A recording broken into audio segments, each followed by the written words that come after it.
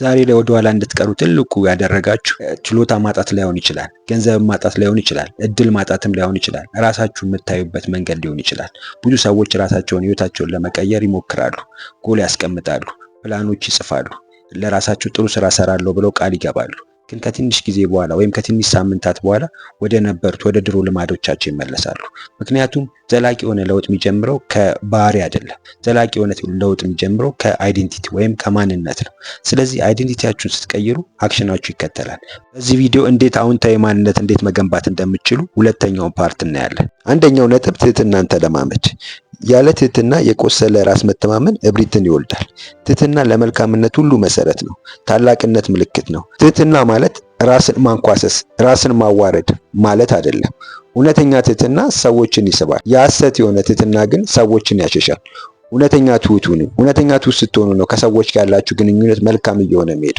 ከብዙ ዓመት በፊት አንድ ከባድ ግንድላ ለመግፋት ያልተሳካላቸው ወታደሮች ዘንድ አንድ ፈረሰኛ መጣ። ወታደሮቹ ግንድላውን ለማንቀሳቀስ ሲፍጨረጨሩ 10 አለቃቸው ቆሞ ነበር። ፈረሰኛውም ወደ 10 አለቃቸው ለምንድን ነው ማታግዛቸው ብሎ ጠየቀው። 10 አለቃቸውም እኔ እኮ 10 አለቃ ነኝ ሲል መለሰለት። ትዕዛዝ መስጠት እንጂ እነሱን ማገዝ አይደለም ስራ ያለ። ፈረሰኛውም ለ10 አለቃውን ትቶ እነሱን ለማገዝ ወደዛ ሄደ። አገዛቸውም፣ ግንድላውን አንቀሳቀሱት፣ ከቦታውም አራቁት። ፈረሰኛውም ወደ 10 አለቃው ተመልሶ ቀጣይ ጊዜ ሰዎች እርዳታ ሲያስፈልጋቸው ለጦር ዋና ጠቅላይ አዛዡ ትዕዛዙን ላክለታል። ፈረሰኛው ከሄደ በኋላ 10 አለቃውና ወታደሮቹ ፈረሰኛው ጠቅላይ ጦር አዛዡ ጆርጅ ዋሽንግተን መሆኑን ተረዱ። ይህ መልእክት ግልጽ ነው። ስኬትና ትህትና እጅ ለእጅ ተያይዘው የሚሄዱ ነገሮች ናቸው። ነገሮችን ማቅለል የታላቅነትና የትህትና ምልክት ነው። ስለዚህ ሁሌም ትሁቱ ነው። ከሰዎች ጋር ያላችሁ ነገር ላይ ከሰዎች ጋር ባላችሁ ግንኙነት ሁሌም ትሁት በሆናችሁ ቁጥር መልካም አይደንቲቲ ወይም ደግሞ አዎንታዊ አይደንቲቲ መገንባት ትችላላችሁ። ሁለተኛው ነጥብ ደግሞ ሌሎችን የምትረዳና ተንከባካቢ ነው። አንዳንዴ ግንኙነት ውስጥ ስህተት እንሰራለን።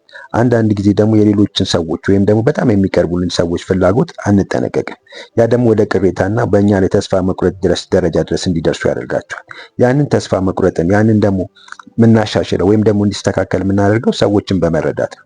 ግንኙነት ሁሉ ስናደርግ ከሰዎች ጋር ያለን ቀረቤታ 100% ሁሉም ሰዎች መልካም እንደሆኑ ማሰብ የለብንም። ያንን ግንኙነት ግን መልካም ሆኖ እንዲቀጥል የምናደርገው ሰዎችን በመረዳት ድክመታቸውንም በመረዳት ጥሩ ጎናቸውንም አንደርስታንድ በማድረግ ነው መቀጠል የምንችለው።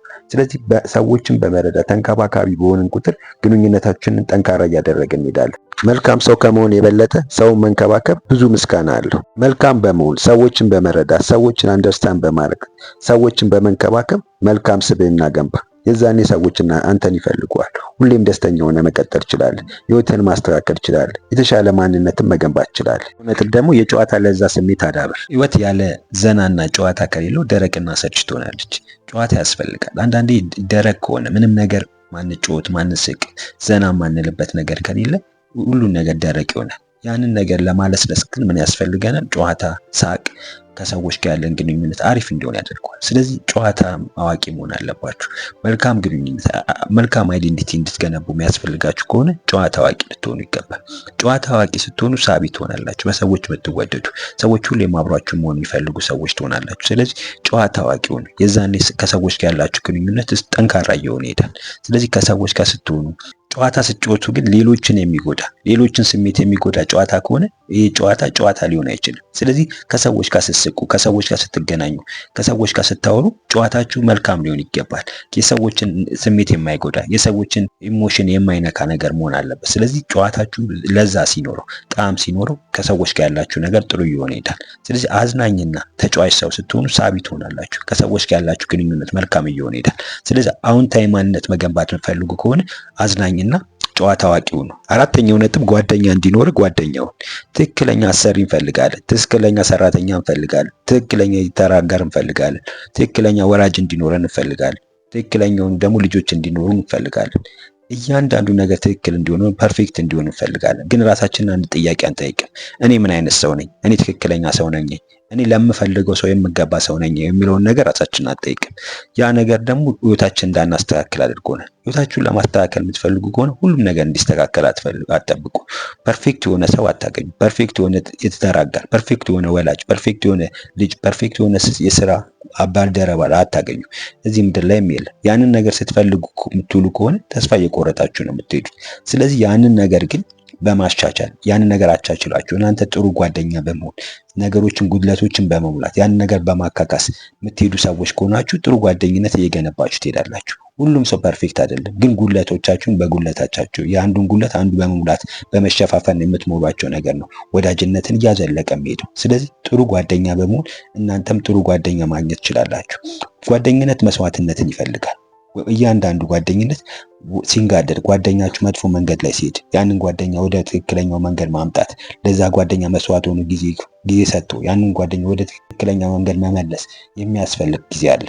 ያንን መስዋዕትነት የመውሰድ አቅም አለኝ ብሎ ራስን መጠየቅ ወሳኝነት አለው። ያንን ባደረጋችሁ ቁጥር ጥሩ ጓደኛ እየመሰረታችሁ ጥሩ ጓደኛ እየሆናችሁ ትሄዳላችሁ። ብዙ ጊዜ ጊዜያዊ ጓደኛ ለረጅም ጊዜ አይቆይም፣ ትንሽ ጊዜ ነው። ለረጅም ጊዜ የሚቆይ ጓደኝነት በሂደት በቀስታ ነው የሚገነባው። ስለዚህ ጠንካራ የሆነ ጓደኝነት ገንቡ። የዛኔ ጠንካራ የሆነ ጓደኝነት የመገንባት ካፓሲቲ ጥሩ ሲኖራችሁ ጠንካራ የሆነ አይዴንቲቲ እየገነባችሁ ትሄዳላችሁ። አምስተኛው ነጥብ ተወያይ እንጂ አትከራከር። ተከራካሪነት ለነሱ ተፈጥሯዊ መለያቸው ነው። አንተ የትኛውንም ወገን ይዘህ ብታወራ እነሱ ተቃራኒውን ወገን ይዘው ይከራከሯል። ክርክር ራስን ከማድከም ውጪ ልብ ድካም ወደ ራስ ከማምጣት ውጪ ምንም የምታገኘው ነገር የለም። በክርክር ውስጥ ማሸነፍ የለም። ክርክርን ብታሸንፍ እንኳን ጓደኝነትን ታጣለህ፣ የትዳር አጋርን ታጣለህ፣ ደንበኛን እያጣ ነው የምትሄደው። ስለዚህ ምንም አይነት ክርክር ውስጥ ማሸናፊ የምትሆነው ነገር የለም። ባዶ ድል ነው የምታገኘው። ተከራካሪ ከመሆን ይልቅ ተወያይ በሆንክ ቁጥር ግንኙነትን ጠንካራ እያደረግህ ትሄዳለህ። ከሰዎች ጋር ያለን ግንኙነት ጠንካራ አድርገህ ለረጅም ጊዜ እንዲቀጥል ታደርጋለህ። ስለዚህ መከራከርን አቁም። ክርክር የማታሸንፈው ጦርነት ነው። ብታሸንፍ እንኳን ይልቅ ከጥቅሙ በላይ ዋጋ ያስከፍላል። ብታሸንፍ እንኳን ስሜታዊ ጦርነቱ የማይቀረፍ በሽታ ሆኖ ይከተላል። ስለዚህ ተከራካሪ ከመሆን ይልቅ ተወያይ በመሆን ፖዚቲቭ ወይም መልካም ማንነት ገንባ። የዛኔ ውጤታማ ሆናችሁ መቀጠል ትችላላችሁ። ስድስተኛው ነጥብ የሰዎችን ችግር እንደራስ አድርገህ በሌሎች ላይ የሚፈጸመውን ስህተትና እኛ ላይ የሚደርሰውን ችግር የምንመዝንበት በተለያየ ሚዛን ነው። የሰዎችን ችግር ስታዩ፣ የሰዎችን ሀዘን ስታዩ ያ ሰው ችግር እንደራሳችሁ አድርጋችሁ ማየት፣ እዛ ቦታ ላይ ራሳችሁን በማስቀመጥ ይህን ችግር እንዴት ልፈታለት እችላለሁ፣ እንዴት ላግዘው እችላለሁ፣ እንዴት ከዚህ ነገር ላወጣው እችላለሁ የሚል ማንነት መገንባት አለባችሁ። ያ ስታደርጉ ትሁት እየሆናችሁ ትሄዳላችሁ። የሰዎች ችግር የምትረዱ፣ ሁሌም ሶሉሽን የምትፈልጉ፣ ጠንካራ ግንኙነት የምትገነቡ ሰዎች እየሆናችሁ ትሄዳላችሁ። ብዙ ጊዜ ሰዎችን እናስቀይማለን፣ መጥፎ ነገር ሰዎች እንዲሰማቸው እናደርጋለን። ያንን ስሜት ግን እኛ ላይ ቢሆንስ የሚለውን ነገር ብዙ ጊዜ ቼክ አናደርግም። ያ ደግሞ ውጤታማ ሆነን የሰዎች ግንኙነት ያለንን ነገር ጠንካራ እንዳይሆን አድርጎታል። ራሳችን በዛ መነጽር አስቀምጠን ያንን ችግር ራሳችን በዛ ውስጥ አስቀምጠን ብናይ የሰዎችን ከማስቀየም፣ ሰዎችን ከመጉዳት፣ ሰዎች መጥፎት ነገር እንዲገጥማቸው ከማድረግ ይልቅ መቆጠብ እንችላለን። ስለዚህ አዎንታዊ ማንነት እንዲኖራችሁ የምትፈልጉ ከሆነ ከሰዎች ጋር ያላችሁን ነገር እንደራሳችሁ ልታዩ ይገባል።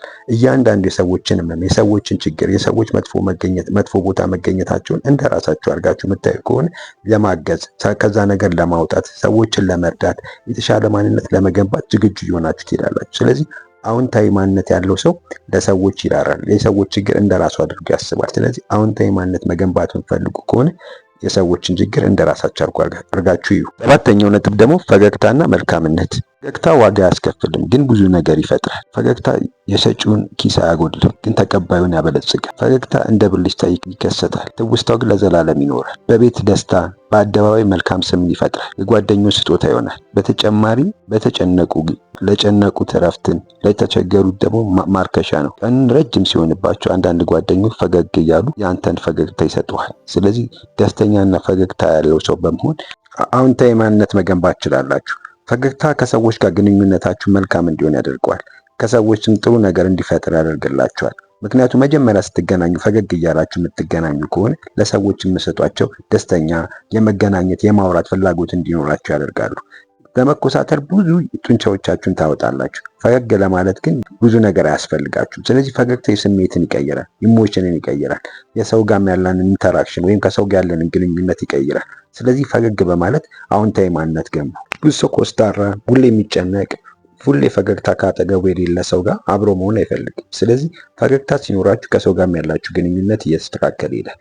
መልካም በሆናችሁ ቁጥር የሰዎችን ችግር የምትረዱ፣ ሰዎችን አንደርስታንድ የምታደርጉ፣ እያንዳንዱን ነገር ለማገዝ ለመርዳት ዝግጁ የሆናችሁ ሰዎች፣ የሰዎች ህመም የሚገባችሁ ሰዎች በሆናችሁ ቁጥር አዎንታዊ ማንነት እየገነባችሁ ትሄዳላችሁ። ስለዚህ ፈገግታና መልካምነትን በገነባችሁ ቁጥር ከሰዎች ጋር ያላችሁ መልካም ግንኙነት እየዳበረ እያደገ ይሄዳል። ስለዚህ አዎንታዊ ማንነት እንዲኖራችሁ የምትፈልጉ ከሆነ ፈገግታና መልካም ማንነትን ገንቡ። እነዚህን 7 ነጥቦች ህይወታችሁ ላይ በመተግበር ህይወታችሁን አስተካክሉ። ትህትናን በመለማመድ፣ ሌላውን የምትረዱና ተንከባካቢ በመሆን፣ ጓደኛ እንዲኖር ጓደኛ በመሆን፣ ከመከራከር ይልቅ ተወያይ በመሆን፣ የጨዋታ ለዛንና ስሜትን በማዳበር፣ የሰዎችን ችግር እንደራሳችሁ በማየት፣ ፈገግታና መልካምነትን በማዳበር ህይወታችሁን አስተካክሉ። እነዚህን 7 ነጥቦች ህይወታችሁ ላይ በመተግበር ህይወታችሁን አስተካክሉ። ዛሬ ከምን ለመጀመር አስባችኋል? ኮሜንት ላይ ጻፉልኝ። አብራችሁኝ ስለነበራችሁ አመሰግናለሁ። ቻው።